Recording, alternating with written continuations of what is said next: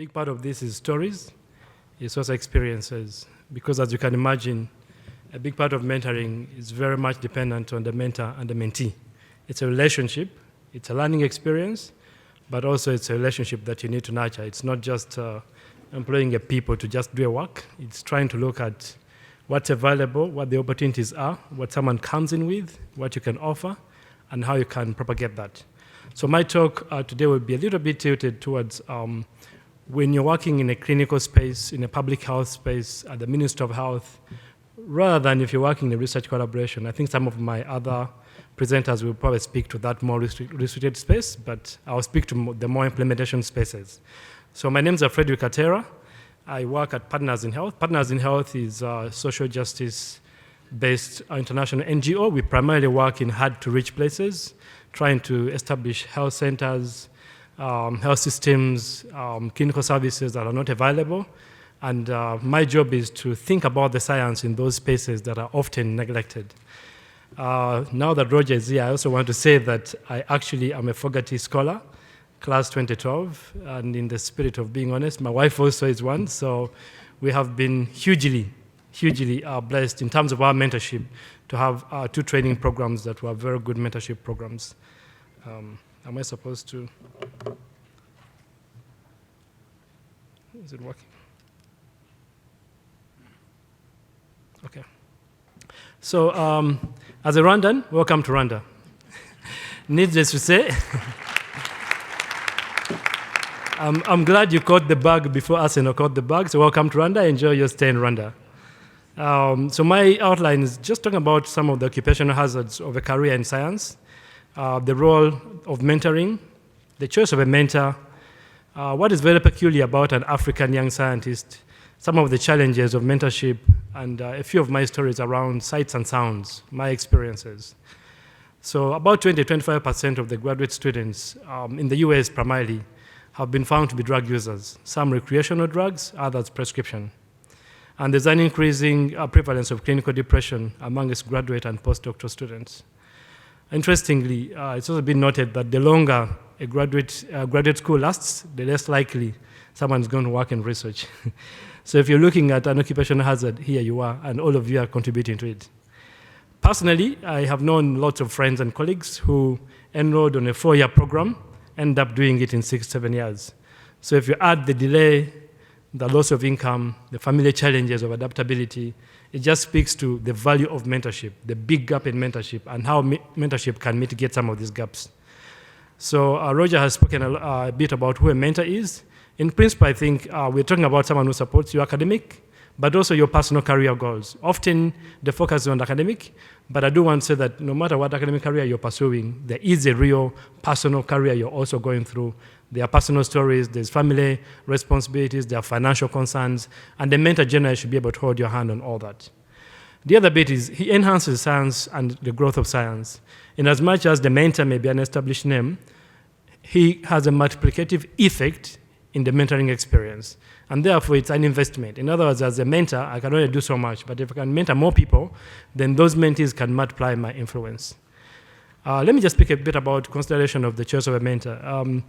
A little bit of the African background. Most times when most of us do doctorate degrees, you find someone has been funded on a grant, and sometimes it's a bit difficult to change the narrative of that grant because it was funded to do that particular work.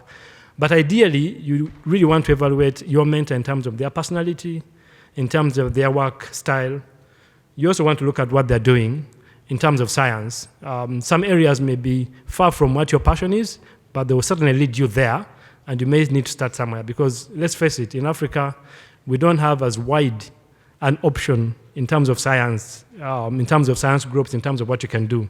And sometimes you need to find the best way to reach where you're going by making the most out of what you have. You need to review your goals and your expectations. Remember, mentors are equally busy. They are on the busy side of their career, and sometimes for all the love they may have for you and their commitment, you need to be able to meet around some of your goals and expectations and explicitly state them in your discussions. The third part is a working environment. We are all very different people, and we thrive in different environments. Some people thrive in a big group, others thrive in a smaller group. Others do well in responsibility all thrown at you, Others do better when they are paired. So a mentor must be able to take up all those nuances and adjust his mentoring style to reach your needs. Needless to say, we don't often emphasize things like soft skills. The mentor's patience. I know a mentor is popular. You probably won a big grant and you're very busy, you're flying all over the place. But do remember that values like patience, flexibility, being encouraging, being honest, being ethical, being involved, let's say being humane, are very important. I've talked about the young African scientists. Often we get basic science degrees, nursing, medicine, laboratory technician, and sometimes you want to move from that basic degree towards something that's a bit more specific in terms of your science career, and that process can vary. And even the mentors you employ along that path can vary. I also want to note that there are limited research groups, both at our universities and our workplaces, which speaks to us as mentors. We need to be very creative, we need to be very intentional, and we need to probably throw $1 or two in establishing platforms where young people can actually do research in our clinical programs. I also want to speak of, even as I want to pursue a career, I also need a job. And sometimes to marry my job expectations and desires with my career, it's a discussion that a mentor can help me in and guide me alongside. Family demands, I've spoken about the fact that even as I'm pursuing a career, I'm married, I have kids, and sometimes choosing, for example, do I go for a full-time program or do I do a sandwich program? A good mentor should be able to guide you on what would be the best way forward. Specifically at Partners in Health, we have a bit of a 5 to 7 year sort of mentorship program. It's not a written down process, but it is something that's in our career development plans. For people who show research, first we introduce them to basic research series, just basic biostat, basic epidemiology. We do a couple of online courses that are well structured. We do them in pairs in order to encourage people to start but also to finish.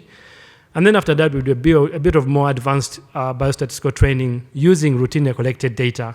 And we do it over a whole year process. We basically want to help a young scientist to come from a place of having an idea in his clinical discipline, but growing that towards publishing a paper. And the model is really hands-on mentorship and skill building.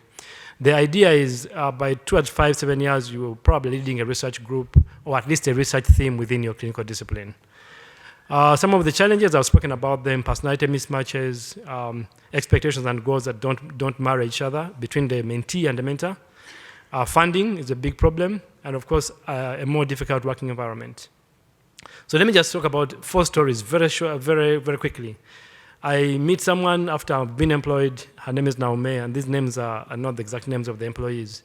And I realized in our relationship that maybe this is a person who could really benefit from a research career that begins with an exposure to a real research setting. So we work at getting her to a research setting and to work with research groups. Because her primary experience was always in clinical programs, she did not see what it takes to actually develop a protocol, to implement it, to analyze data, and that's what we did. The second part, I pick up a gentleman, very brilliant, but very much also looking at opportunities within the country. We point him to something that's more challenging, more interesting. He ends up doing an MSc in demography at a London school, and I think he's really thriving in that role. And then as the leader, my job is try and find other spaces that can marry people's experiences and expertise. So we develop platforms like electronic platforms, data management systems, and over the time we've found that people who may have begun as a lab technician end up actually being a designer of a software that is being used to collect data. I think I'm saying all this to say that not everyone in research is successful if they're a PI or a QI. Sometimes they're doing things like grant management, grant writing, regulatory aspects, and all those together contribute to a successful research career. I think I've spoken about all these, and I'm happy to answer some of the questions. But in short, if you want to work a research career, it will not be a straight line. It will be subjective. It will be mud-faced. And allow yourself a season of failure or two, because none of us makes it by never failing at all. So you don't have to throw down your head if nothing comes up, if you don't win a grant, but perseverance will be very important. So those are my words, and I welcome feedback. Thank you.